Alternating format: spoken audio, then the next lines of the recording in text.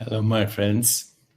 How are you? So I hope you enjoyed the Shankaracharya's hymn, which is basically saying that the true self is beyond all constructs.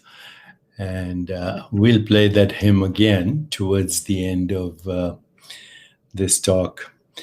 Also, I shared with you the four fundamental truths before this lecture.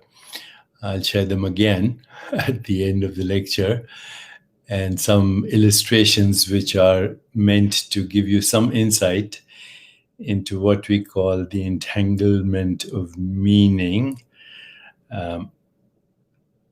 is how we construct both the experience of the mind, the body, and the physical world. So I'll come back to those illustrations at the end. We'll play the hymn also in the end, and we'll keep going deeper into self-realization with every sangha. And we'll bring in other things, the practical applications, if any, of self-realization. Practical applications like good health, improved relationships, emotional, social resilience, spontaneous fulfillment of desires, synchronicity, grace, and higher consciousness. But we'll do that slowly, okay? For now, let's go deeper into what do we mean by self-realization. So let's go a little slowly and carefully into these two words. Self-realization. So self refers to what we call I. We talk about ourselves as I. I, myself. Okay. So what does self mean? Self means I. Now, this is where we get stuck. What do we mean by the word I? We use it all the time. It's the most common expression in any language. The word I. I am happy. I'm sad. I'm having this experience. I understand what is being said. I do not understand what is being said. I'm in love. I'm angry. I like strawberries.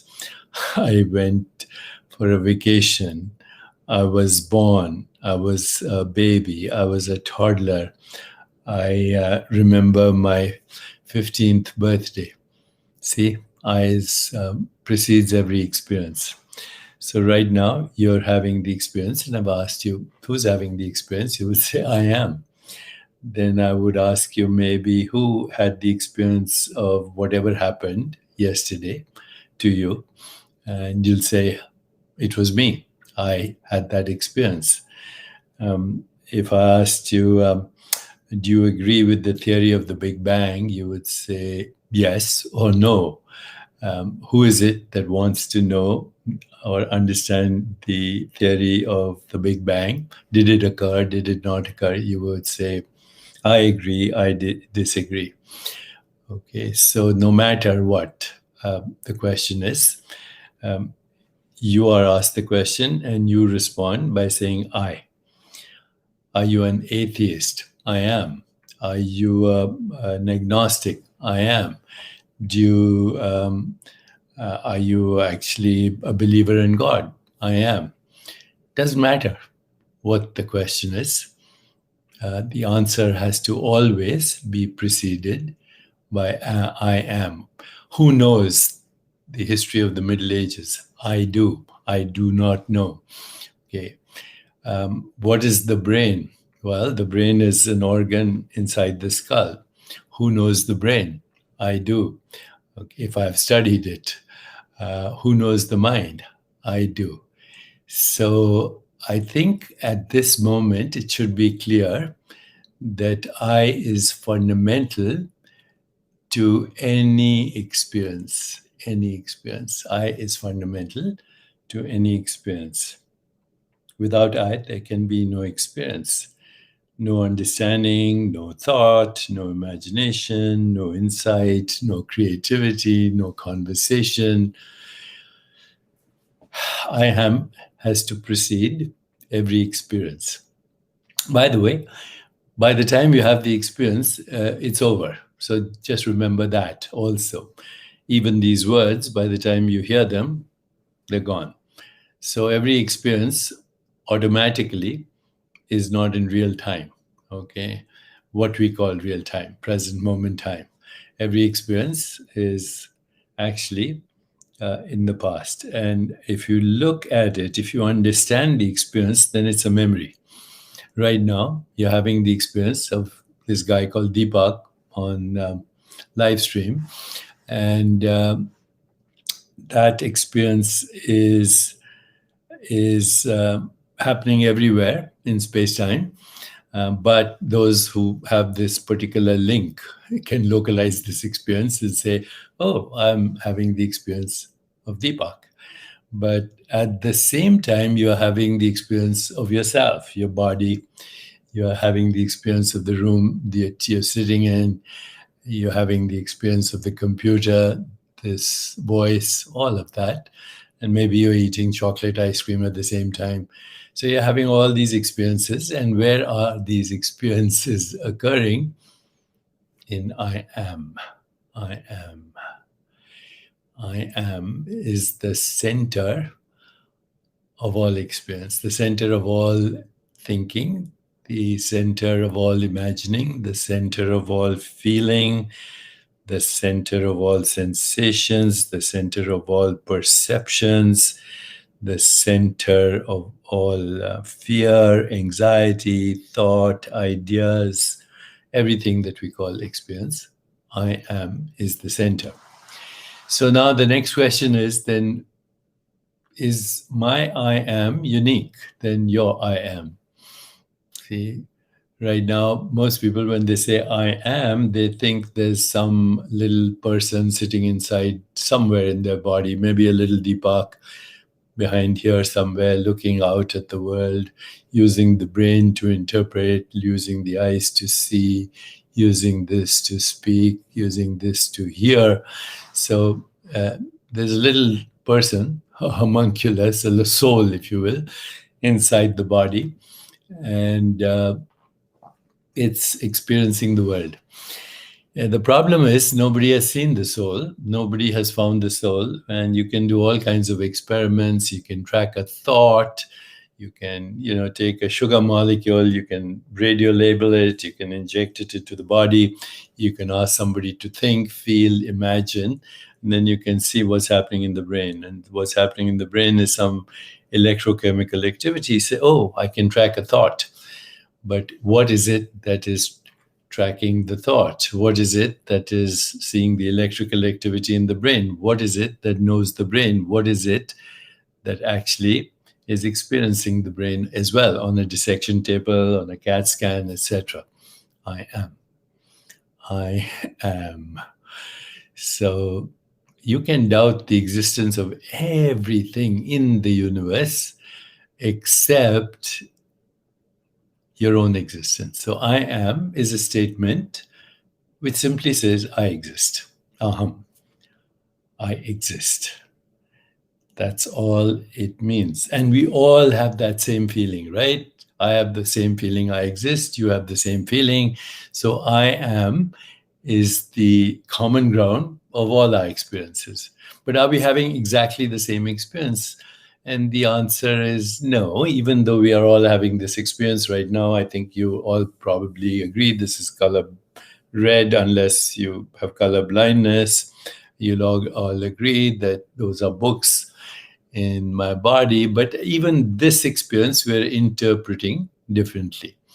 So we are interpreting differently. So there are many ways we relate to I am. The first way to relate to I am I the body? Okay, so how do I know I have a body? Well, I see it. But when I see the body, Actually, when I say I see the body, it's not the body I'm seeing. I'm seeing colors, shapes, and forms. The word body is a human construct for this moving colors, shapes, and forms. Colors, shapes, and forms are shifting, and this shifting appearance is interpreted as the changing body visually. The visual experience is only colors, shapes, and forms. But through memory, we give it an objective reality. That's Deepak's body. It looks like the same body I saw last time, but actually, it's not the same body. Even in every second, the body visually is shifting shapes, forms, and colors interpreted as this moving body. So it's a construct. My body is a construct. In reality, visually, the body is color, shapes, and forms. Of course, when I clap my hands, then it is sound.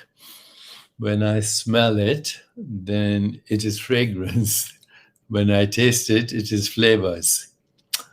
Okay, when I smell it, as I said, it's fragrance, and it's sound, it's flavors, it's colors, its shapes, its forms. The fact that I call it Deepak's body is a human construct. And this is activity. And what's it's an activity? It's an activity of changing perceptual activities in every second. And by the time you experience it, it's over. So what we call birth and death are ceaselessly happening. A birth is born, dies as soon as it's born. A thought is born, it dies as soon as it is born. An emotion is born, it dies as soon as it's born.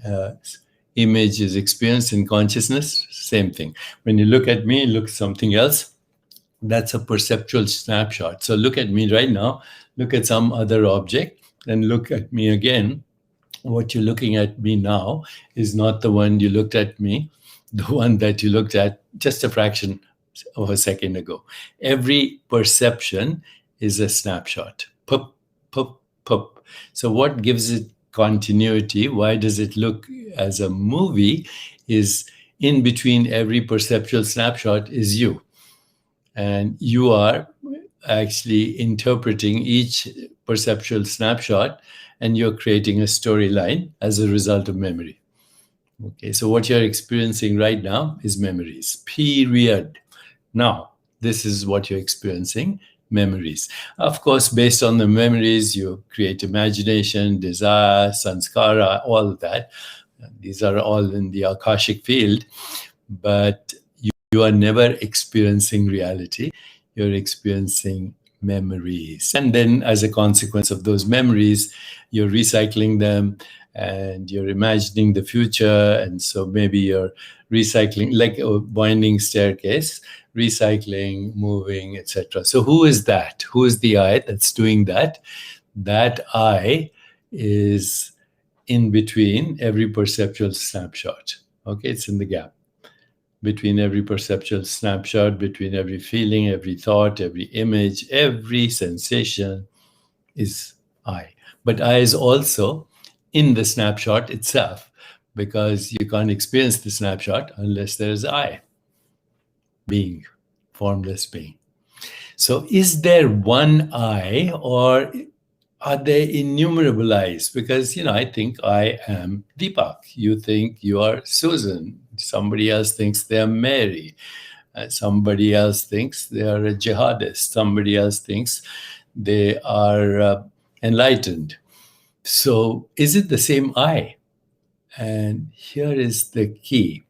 Is I one, or are there innumerable I's?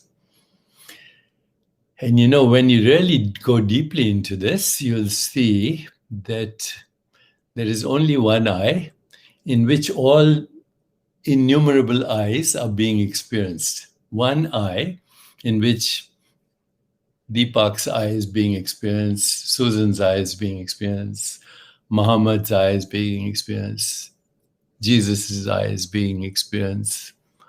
Everybody's I is being experienced in one I. So that I am now experiencing if I want to experience my real self, all I have to do is shift from what I'm experiencing to that in which the experience is happening.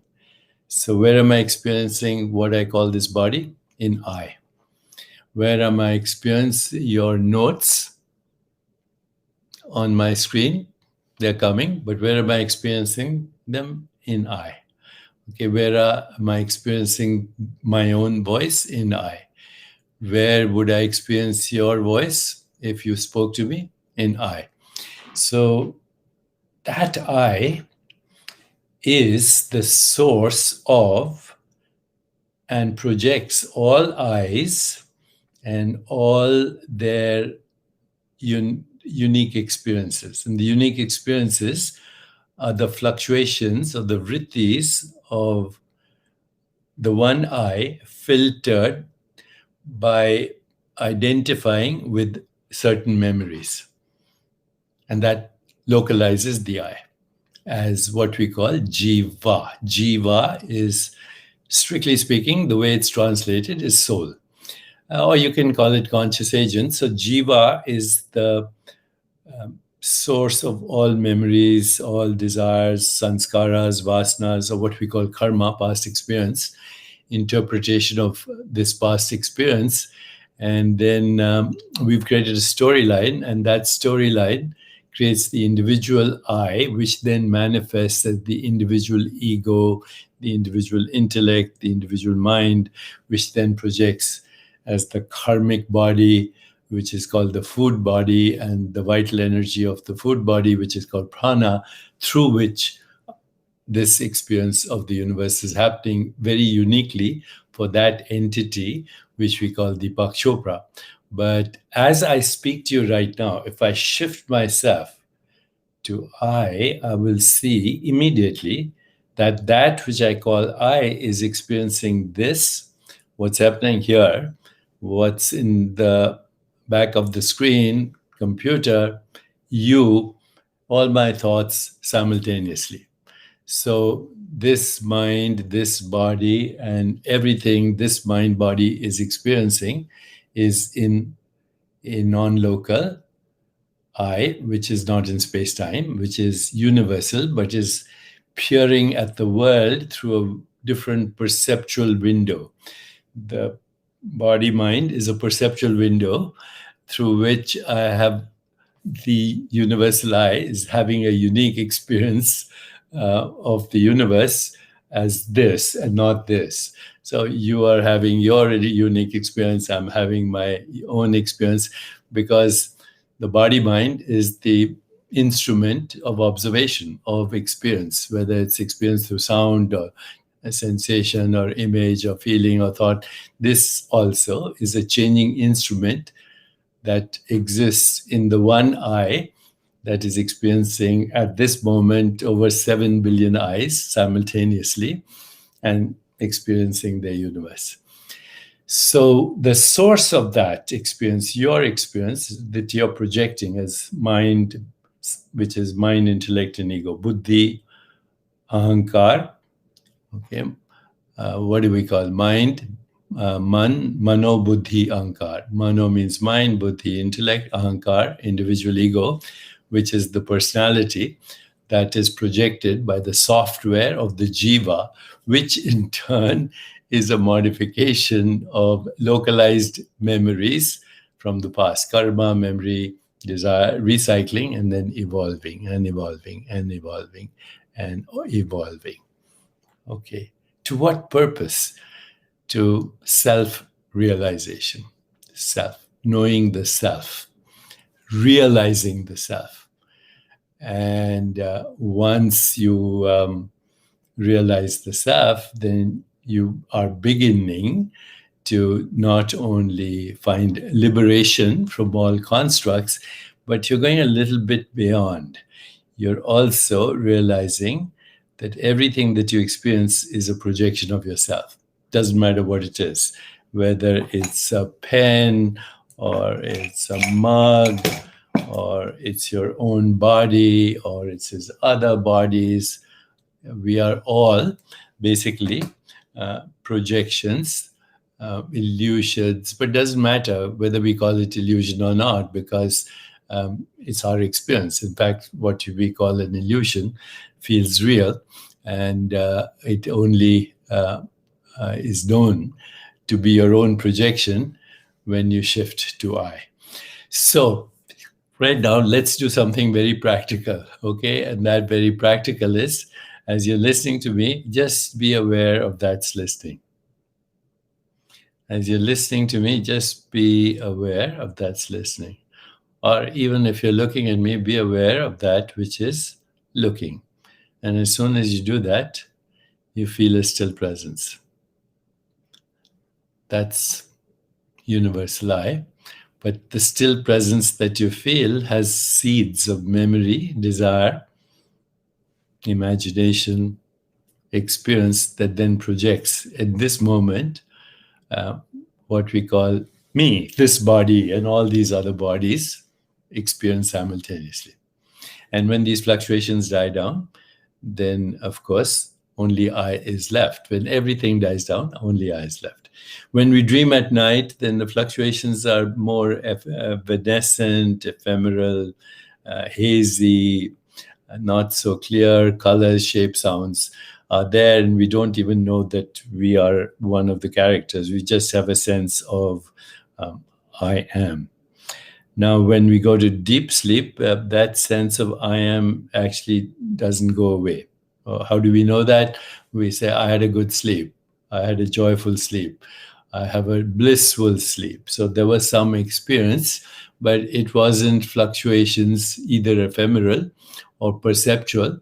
So I was in bliss, in deep sleep, blissful sleep. And once we start waking up to that experience of I am in deep sleep, then that's the beginning of what we call expanded awareness, because then we know that I never leaves, ever. Okay, I is present in sleep, I is present in dreams, I is present in perceptual activity, which we call the physical body. It's also present in perceptual activity, which we call the world. So universal I is called Brahman. Universal I, as sensed within ourselves, the divine, pure being, is called Atman. It's the same. It's the divine within you. It's God and pure consciousness. But then as soon as that begins to stir with the seeds of memory and desire, that starts to become an evolving soul, Jiva. And then that projects itself as Buddhi and Ahankar and Man, mind, intellect, and ego, that projects itself as the karmic body with its energy and its experiences of the world, which are entangled with all other experiences of all the so-called individual I's, which are all contained in the one I. So this can lead to many insights, many conundrums, and this includes, so if I have a soul, is it immortal? What happens to me after I die? Does God exist? Does God, is it he, she, it? Does it care about me, the individual soul? And does it matter? Are there different worlds? Are there different universes? Are there different lokas? Heavens, hells, purgatories.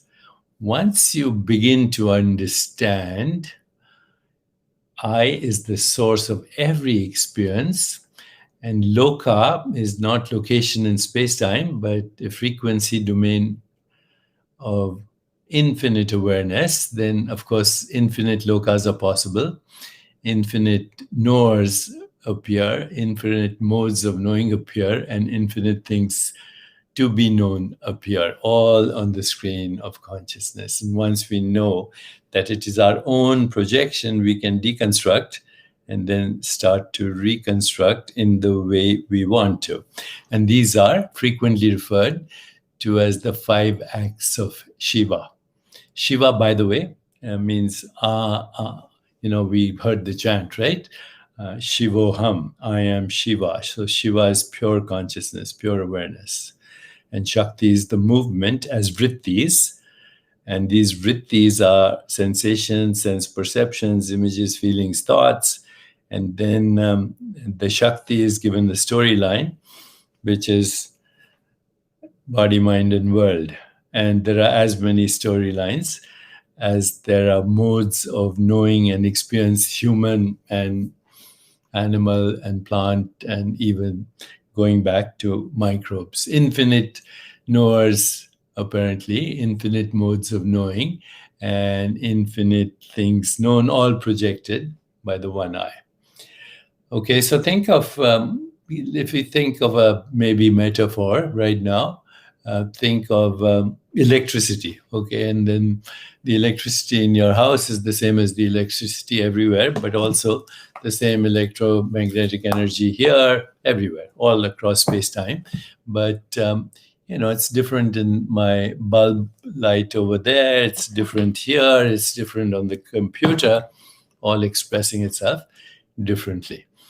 So what happens when we die? Well, you'll see we don't, right? Because the eye that is projecting birth and death ceaselessly as memory, desire, sanskara, and karma.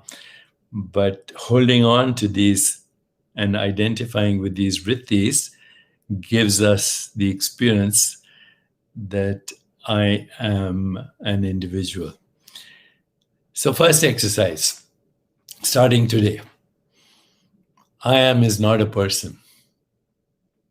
I am is never a person. I am is the awareness in which what we call the person recycles and evolves. But actually, even the person is a human construct, so it doesn't recycle and evolve. What evolves then? Does the mind, conditioned mind, evolve? We can say to some extent, yes, because the conditioned mind is a non-local process appearing in consciousness. So does the conditioned mind recycle and evolve? Yes. Ego recycles, evolves. And that's what we call the personality of a newborn. So you have, you have two identical twins, same DNA, same everything, but different personalities, okay? So that's the personality, which in turn is based on the jivas, sanskaras, and karmic story, just the storyline software. And then behind the jiva is the organizer of that storyline, Atman, Brahman, and it is similarly orchestrating infinite storylines.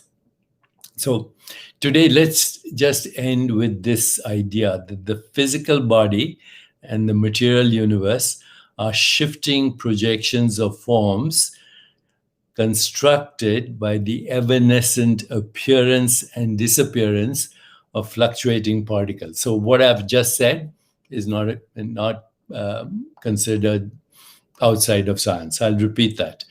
The physical body and the material universe are shifting projections of forms constructed by the evanescent appearance of fluctuating particles. We see these in hadron colliders, etc., Higgs boson, whatever. But what are shifting fluctuations of particles? How do we know they exist? They're actually space-time events in our own awareness.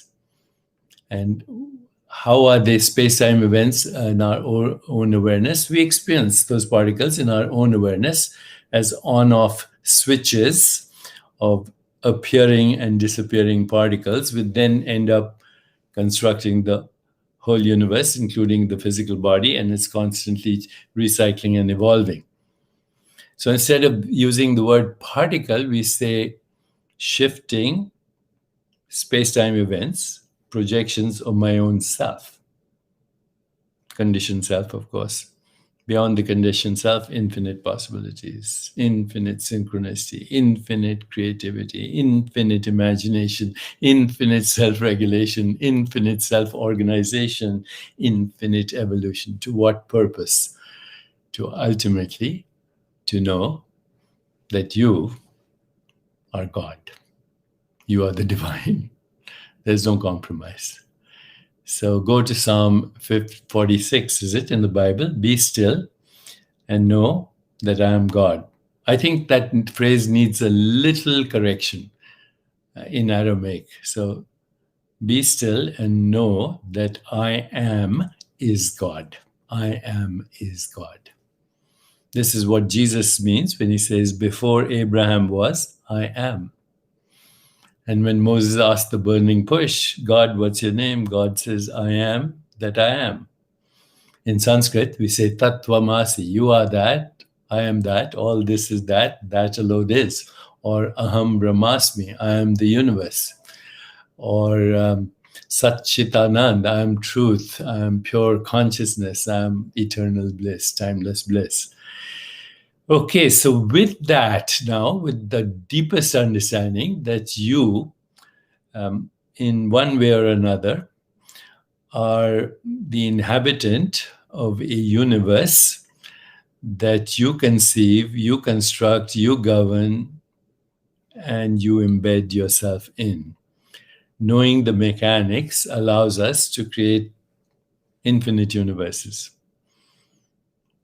In the Yoga Vishishta, the great sage Yogi Vashishta says, infinite universes come and go in the vast expanse of consciousness like motes of dust dancing in a beam of light. So just look at a beam of light shining through your roof, hole in the roof, and in that are motes of dust dancing. And these are infinite universes, each with its own innumerable eyes, knowers, modes of knowing and known.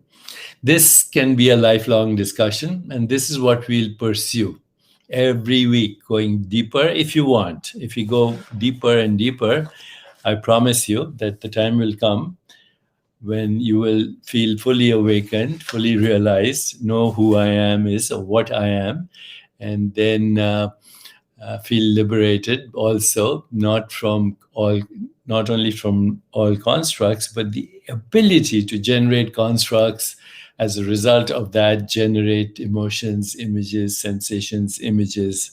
In other words, start constructing universes.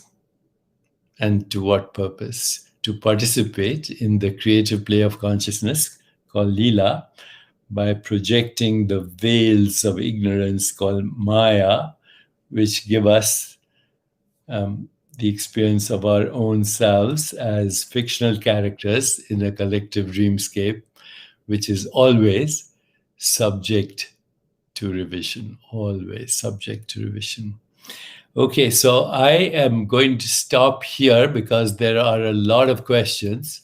And the first question that I want to answer is from Jennifer Stillwell. If I'm creating my own illusion of reality, then are the other people I interact with my own creation? So, Jennifer, just in that question, what do you mean by I?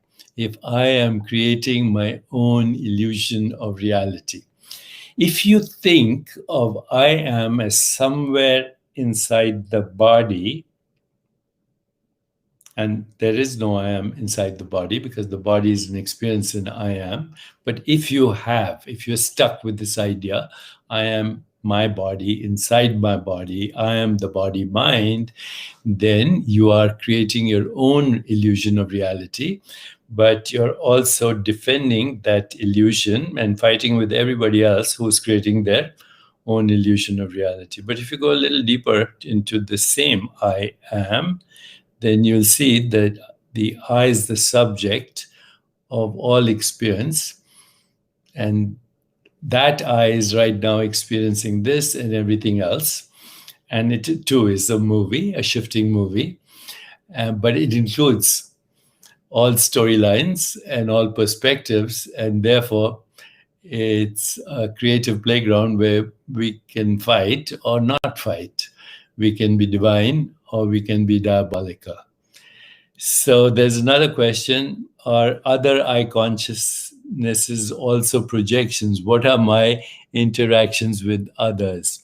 So yes, all other so-called I's are projections of one I, and each so-called personal I is projecting a personal body, mind, and universe experience. Wayne Rhodes explained the role of perception plays, assuming that I am interacting with other I ams. You're not interacting with other I ams. I am is the source of all I ams, and it is witnessing itself as all these I ams, and I am this mind, this personality, this projection. So you as I am are not projecting your story. You are actually witnessing the playground of what we call space, time, and causality that you are projecting. But if you're projecting it from a deeper level, then in that playground of space, time, and causality that we call Leela, you are also witnessing yourself as this body mind along with all other body minds. And you're the screen on which this 3D virtual reality is being created. And you're okay with it because you're not identifying only with this. You're identifying with this and all that and all others as I am. Valentina Markova, as we create and live in different realities, what is the common reality for all humans? Not only all humans, for all sentient beings, the common reality is I am. Before I'm an ant or a giraffe or a cloud or a rainbow, etc. Victor says, Dr. Chopra, can you expound on the collective subconscious? Is it what holds this matrix together? So the collective unconscious is a word used by Carl Jung, and it refers to the field of awareness which records all our personal memories, but all our collective memories, all our collective projections, all our collective desires in seed form. And so that collective unconscious also contains archetypes of human imagination that seek a union with the divine through symbolic representations of the divine that we call gods, goddesses, etc. And so that which Carl Jung called the collective unconscious is indeed the matrix that projects multiverses, but it is not fundamental reality. Fundamental reality is even beyond that, because that is the ultimate matrix. Atman, Brahman, is the ultimate, you would say, ground of existence, which is formless, which is borderless, which is irreducible, which is fundamental, which is joyful, all of that. That's the real I am, in which all these universes are appearing and disappearing in a ceaseless activity of timeless now. Ceaseless. Pedro says, why are we constantly dreaming? Because it's fun, because the only way we can have an experience, even the physical world, is a lucid dream in a vivid now. Is a lucid dream in a vivid now. How do we know that? Well, just wait a second, and it's changing. Wait a microsecond, and what you experience is changing. Your body, your mind, everything is changing. The only constant is the presence of I am. So dreaming is the experience that we call everyday reality. Wittgenstein, and remember, I quote him so often, our life is a dream, we are asleep, but once in a while we wake up enough to know that we're dreaming. So who do we wake up to? The dreamer. Why do we see multiple objects in the universe, whereas one consciousness exists as per Vedas? Soham Upadhyay. Well, we see the same scenery, but it looks different, like a hologram. So, when you see a hologram, it looks, if you take a hologram of me, for example, and you break it up in a trillion bits, every bit will represent the same me, but from a different angle. So that's how it is. We are a holo movement in a bigger hologram, and that each holo movement is a differentiated aspect of the total hologram. Carl Haas, is awareness the same thing as God? Yes, pure awareness, Purusha, Shiva, is God. but God not as an image, God not as some kind of dead white male in the clouds, God as the ultimate matrix, or you might say ground, or formless, infinite, irreducible awareness, or the substratum of all existence, ceaselessly being born and dying eternally and now.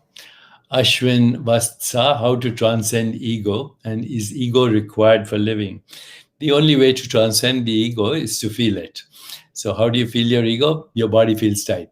Right now, think of something, a point of view you'd want to defend, or somebody that you don't like, or somebody that you want to prove wrong, or think of yourself as winning an argument. Think of your own story, good and bad. Your body will tighten.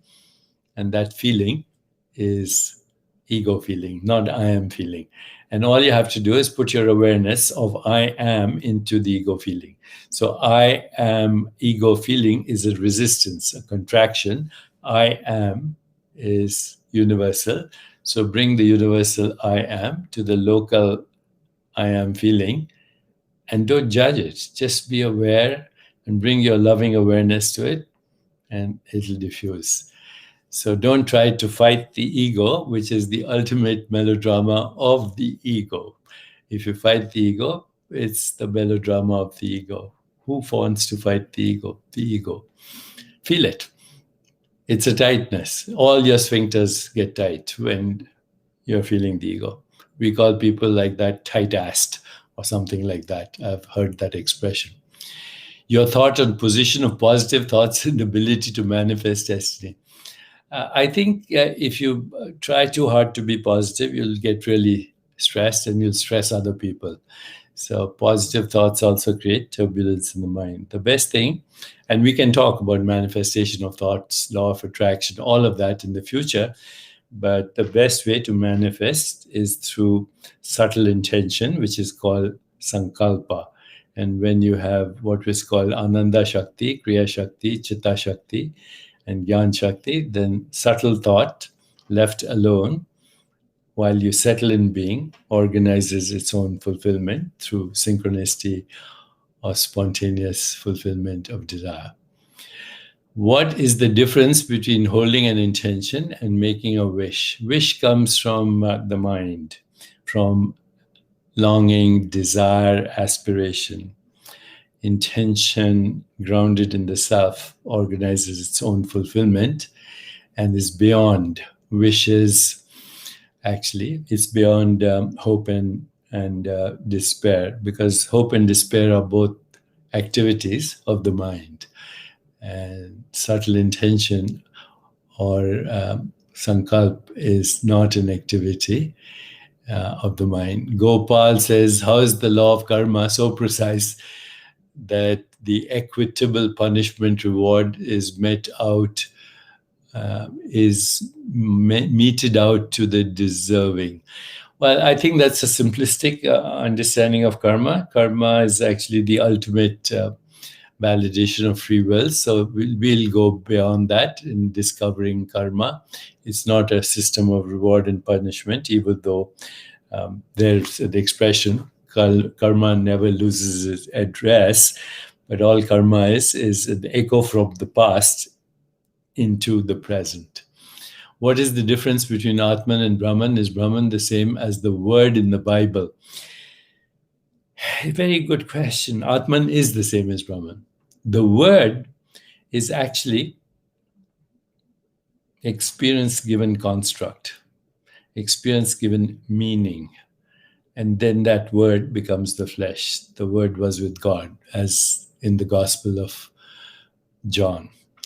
So we'll end the Q&A now. And before we leave, I'm going to ask the wonderful CEO of Chopra Foundation, Punacha Machaya, who's handling this behind the scenes, to replay Adi Shankara's hymn. I suggest you listen to the words very carefully, watch the illustrations, and